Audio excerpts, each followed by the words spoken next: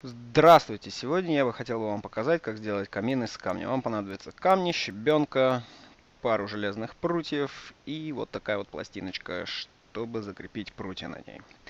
Это расценочки, пожалуйста, и вот эти вот скреплятели для железочек, для ножек, которые нам понадобятся. Вот наши камешки, расходный материал, всего лишь 36 их нужно. И что мы делаем? Подготавливаем площадку, желательно, чтобы она была ровная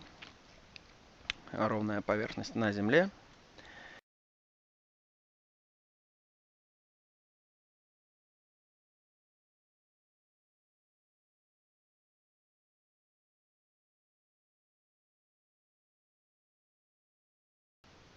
Вот это место кладем железную поверхность, кладем железную сетку на землю и вокруг нее выкладываем камни, оставляя зазоры в сантиметр 2.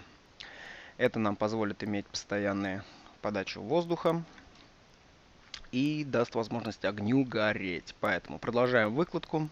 Вы видите, как я делаю. Следующий уровень у нас идет. Мы ставим как бы камни между двумя другими и тем самым заполняем все. Таким образом, у нас получается 4 слоя камней. Каждый камень высотой примерно 5 дюймов. После следующая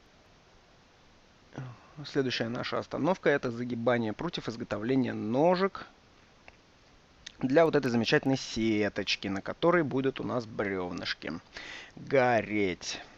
Значит, сеточка будет поднята на 5-6 дюймов от земли. А вот эти вот 3 камешка дадут нам возможность сделать ее более стабильной, когда она будет стоять на земле, чтобы она не ходила туда-сюда. Засыпаем это мелким щебнем. Разглаживаем, очищаем. И сейчас начинаем заниматься нашей сеточкой. Значит, что нам понадобится? Берем наши прутья и отмечаем по 5 дюймов с каждой стороны. После чего мы их загибаем, и это будет служить нашими ножками для нашей сеточки. Вот таким вот образом зажимаем. У вас также должна быть желательно труба, либо инструмент, при помощи которого можно будет загнуть. В моем случае у меня труба обыкновенно, которую одеваем сверху и начинаем гнуть. Да, помогаем себе вот так вот. Вот. Загнули, значит, теперь мы вынимаем ее.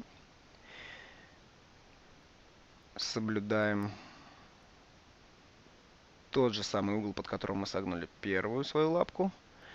И загибаем в ту же сторону с другого конца. И так мы делаем со всеми остальными двумя прутьями.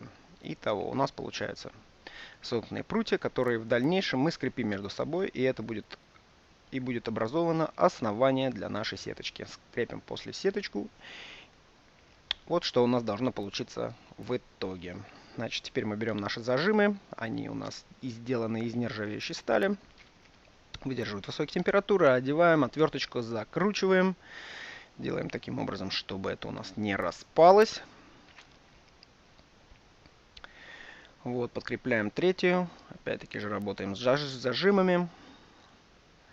Зажимаем все это дело красиво.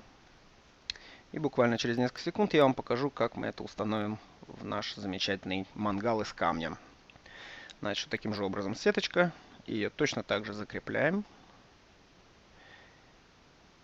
И что вам дает возможность, вы потом можете эту сеточку точно таким же образом снимать, раздвигая разжимы, отдельно ее мыть. В общем, очень удобно получается. Ничего сложного. Значит, вот таким образом мы ее ставим внутрь. Вы можете ее поставить выше, вы можете ее поставить на камне. Если вы ее ставите на землю, тогда у вас получается от земли расстояние 5 дюймов. Если ставите на камушек, получается примерно 10-9.